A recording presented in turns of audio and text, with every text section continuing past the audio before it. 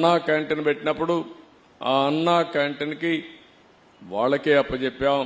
ఒక చిన్న కంప్లైంట్ లేకుండా బ్రహ్మాండంగా అన్నా క్యాంటీన్ నిర్వహించిన ఘనత కూడా అక్షయ పాత్రదని చెప్పి కూడా నేను మీకు తెలియజేస్తున్నా. 203 కేంద్రాలు పెట్టాం.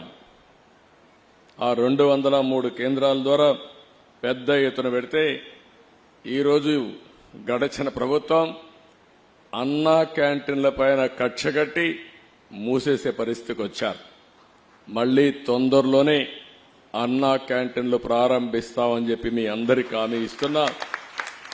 దీనికి ఒక స్ఫూర్తి కూడా ఉంది.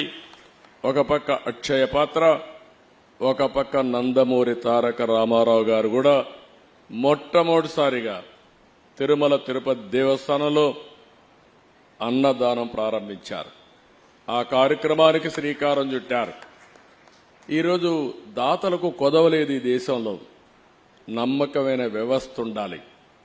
వెంకటేశ్వర స్వామి దేవాలయంలో అన్నదానాన్ని ప్రారంభిస్తే ఇప్పటికే 1000 కోట్లు 1200 కోట్ల రూపాయలు కార్పస్ ఫండ్ ఉంది.